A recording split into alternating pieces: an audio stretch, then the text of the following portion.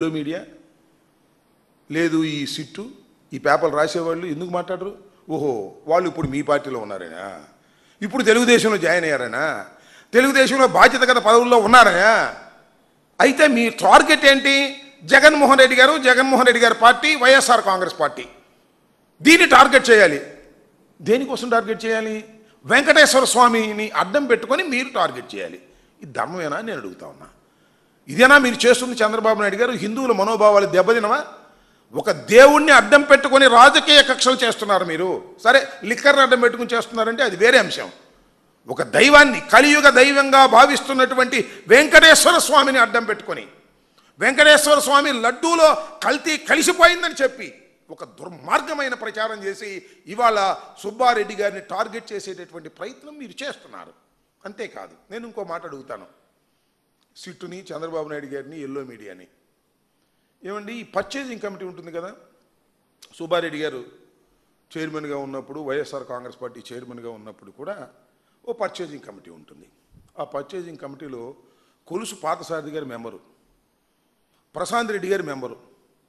మరి వాళ్ళ ప్రస్తావన రాదేమనండి ఈనాడు వారు, వారి ప్రస్తావన రాదేమనండి TV5 వారు, వాళ్ళ ప్రస్తావన రాదేమండి ఆంధ్రజ్యోతి గారు, వాళ్ళ ప్రస్తావన రాదు. ఎందుకు రాదు? సుబ్బారెడ్డి ప్రస్తావనే వస్తుంది మీకు.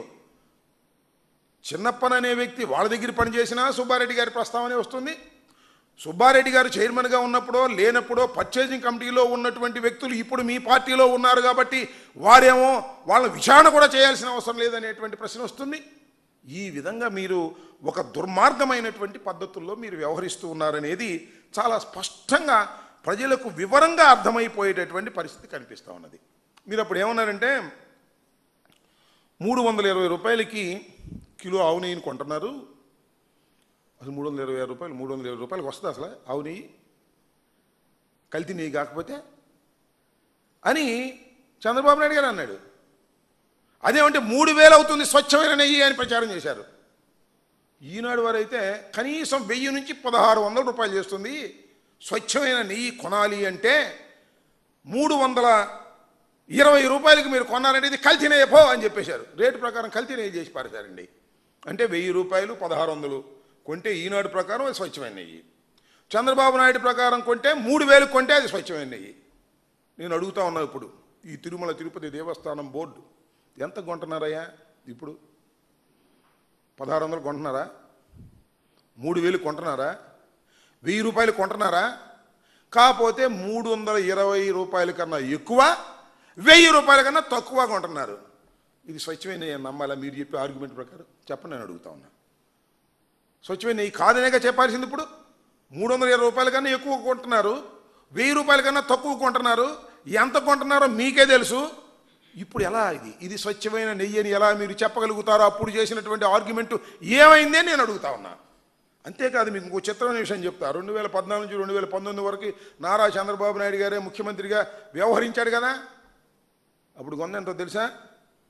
276. ఎంకిలేంటి చెప్పమని అడుగుతా ఉన్నా. 276 కొంటేనేమో అది స్వచ్ఛమైన నెయ్యి చంద్రబాబు నాయుడు గారు, ఆయన దిగిపోగానే 320 కొంటేనేమో కల్తీ నెయ్యి. దుర్మార్గం, అన్యాయం, జంతువుల కొవ్వు, మాంసం కొవ్వు దానిలో కలిసిందని ఒక అపవిత్రమైన మాటలు మాట్లాడి మొత్తం భ్రష్టు పట్టించేటటువంటి కార్యక్రమం చేసినటువంటి నారా చంద్రబాబు నాయుడు గారు సుప్రీంకోర్టు ఆదేశాలను కూడా ధిక్కరించి కక్షపూరితంగా వ్యవహరిస్తున్నారు. ఇవాళ చాలా స్పష్టంగా ఆ రోజున సుప్రీంకోర్టుకి సుబ్బారెడ్డి గారు వెళ్ళి రిట్ ఫైల్ చేస్తే విచారణ జరిగింది. విచారణ జరిగినప్పుడు చాలా స్పష్టంగా కొన్ని ప్రశ్నలు వేస్తే ఆ కొన్ని ప్రశ్నలకి ఈ రోజు వరకు చంద్రబాబు నాయుడు గారు సమాధానం చెప్పనటువంటి దౌర్భాగ్యమైన పరిస్థితిలో ఉన్నారు. అంటే ఏమిటి? దేవుణ్ణి అడ్డం పెట్టుకొని, వెంకటేశ్వర స్వామిని అడ్డం పెట్టుకొని ఏదో ఒక విధంగా రాజకీయ కక్ష సాధించాలి వైఎస్ఆర్ కాంగ్రెస్ పార్టీ మీద అనేటువంటి ఒక దుర్మార్గమైన ఒక పాపకార్యాన్ని వాళ్ళ నారా చంద్రబాబు నాయుడు గారు చేస్తున్నారు. చిన్నప్పన్న అని ఆయన ఒక పిఏగా పనిచేసి ఆయన పట్టుకుని ఒక కథల్లి ఆయన ఏదో కమిషన్ తీసుకున్నాడని ₹1 పట్టుకుంది లేదు. పట్టుకొచ్చారు, ఆయన్ని ఇబ్బంది పెట్టారు. పేర్లు చెబితే శుభ్రంగా రాజేసుకుందాం అనుకున్నారు. పాపం ఆయన నిజాయితీగా నిలబడి పేర్లు చెప్పలేదు. ఇప్పుడు తీసుకొచ్చి ఏదో తతంగం చేయాలనేటువంటి ప్రయత్నం చేస్తున్నారు, బురద జల్లే కార్యక్రమాలు చేస్తున్నారు. మీ బురద జల్లే కార్యక్రమాలకు భయపడటానికి వైఎస్ఆర్ కాంగ్రెస్ పార్టీ కానీ మేము కానీ సిద్ధంగా లేము.